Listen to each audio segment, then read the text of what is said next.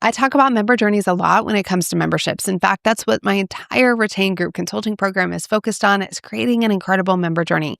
But did you know that when you host an event, you need to do the same thing? You need to have a customer journey for your event from the time that they purchase their ticket all the way until they leave your event and maybe even beyond. I had an interview with Phil Mershon, who is an event experience expert, and he talked about specifically how do you create a really incredible customer journey for your event attendees. I wanted to pull it out as a highlight for you because I know you're going to find it highly valuable. Talk to me a little bit about your philosophy around event creation. I know you have your book right here, The Unforgettable, which I love, the art and science of creating memorable experiences. We talk about this kind of stuff a lot on the podcast. Like, what do people really remember? How do you be remarkable? How do you be memorable? How do you create connection? And the way you see events is very similar to the way we see memberships and course experiences, really crafting this journey.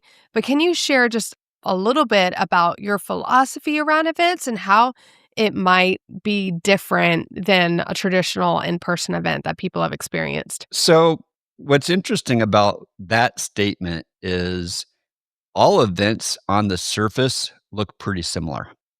Like, I describe it like this with the metaphor of baking bread. In baking bread, there's really only four primary ingredients that go into it, and then you can add extra stuff to add flavor.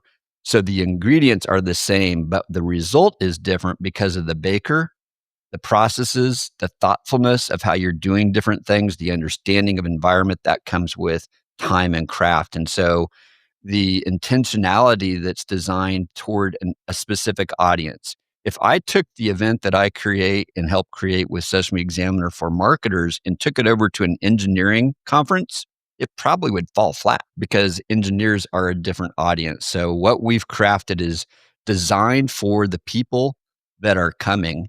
So I think what sets us apart is the attention to certain details. Community is a big part of that. We know that people are, especially post pandemic, but even in the whole history of our event, we know people are getting on a plane or a train or a car or a boat or however they're getting there because they want to be part of the community.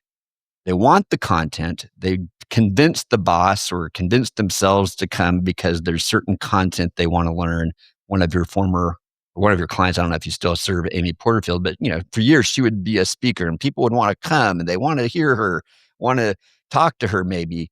But what they really are coming for is because they want to do this in community. They want the connections. And so community is a big, big important thing for us. And many conferences, that's not true. Many conferences, front and center is the content. And if the community develops, it might develop. But we put a lot of thought into how do we make sure that people can meet the people that they need to meet. And ideally, that is something that lasts for a long time. In fact, we know it does because people keep coming back and saying, hey, this is like family camp or it's a class reunion, all meeting together at a business conference. So a lot of my clients have events for their members, right? And some of them have events that are open to non-members. So I want to dive in a little bit to some of those elements that you think are essential for creating this kind of event where you may be coming even for the information, but you're leaving feeling a part of this community and this shared identity. I want to talk about that. But then there is this secret sauce of building community even before the event happens, because I think we've all walked into an event and felt like an outsider and left feeling like an outsider. So talk first about what's happening at the event itself, because I think that's something that people can really relate to. But then hold on, people, don't think that's the answer, because really it's what's happening before the event even begins. That's the secret sauce. Well, let me give away a hint toward the answer to your question because there's two different parts of the customer journey. So let's say someone has made the decision to come to your event. Their journey with your event starts on that day. And for most events, it doesn't start till maybe the week before. And you send out an email and say, here's everything you need to know, vomit style. And maybe that's better crafted than that, but it feels like a lot of information. And then you show up and you're like deer in the headlights. So in my belief, your journey with that customer starts the day they say yes. And so you're beginning a relationship with them and preparing them. But we'll come back to that because that is part of the secret sauce that I think events need to pay more attention to.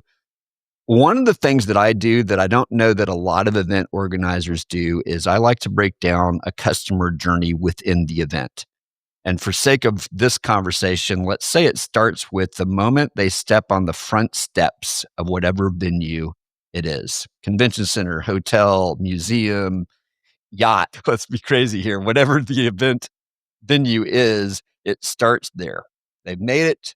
Maybe it starts when they get in town. Like I know I was talking to Sean Quintero recently, and he's got people meeting him at the airport and they're getting in a limo and they've got signs. And if you've got a really small event, you could do stuff like that. But a large 1,000, 2,000, 5,000 person event, that's not reasonable.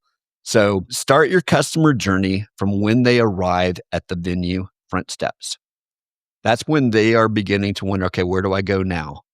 And then think through each of the steps in the journey as you're welcoming them in, just like it's a dinner party. I think a dinner party is a really great analogy of what we're doing. We're just doing it at a much greater scale. So someone arrives at your front door for a dinner party, you're greeting them there. You've got a host greeting people, and you're thinking through, how do I make this person feel welcome?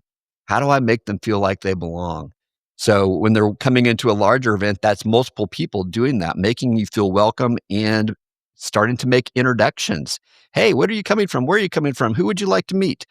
Questions like that, but with more intention, so that people are starting to feel like they're connected to the community, and the vibe, the energy of that moment is really critical because people are making a judgment, and that's a first impression moment. So we all know that first impressions matter. Last impressions last. First impressions set the tone. And if you have a bad tone from the beginning when you walk into a building and you're feeling lost and like, okay, what do I do now? That's a yucky feeling, and it's going to take a lot to get you to overcome that. And you might be thinking, I'm an introvert. If I feel uncomfortable and I don't feel connected, I'm looking for escape routes. I'm looking for, how do I get out of here? And so I don't want people even thinking about that. So first step is when they first arrive, and there's multiple steps within that. Like they walk in the venue, they need to know, where do I go to get my name badge, if there's name badges, or where do I go first? Like, in my opinion, the most awkward moment in an event is right after registration. I got my name badge, I've got my swag bag, if there's such a thing, I've got a guide. And then it's like, okay, what now? Do I know where to go? I don't know anyone, and maybe it's a huge venue. Where do I go next? So ideally, there is a whole experience that you've thought through all the way from the door to that first session or event or whatever is going on. And you're thinking about, how do I help people feel connected into this community?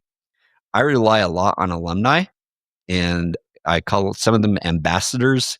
We have staff. All of them are looking for the new people and helping them to feel included and welcome. What's interesting, Shannon, is there's always going to be people who choose to stay to themselves. I saw someone after our conference this year make a post and said, I came to the conference, I went to all the sessions that I wanted to go to. Then I got back home and realized that I missed out on something. I missed out on the community. Does anyone want to be my friend?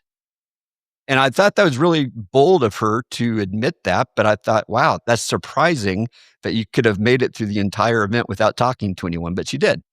And even as hard as we try to talk to everybody, it is possible for people to slip through and have the experience that they want.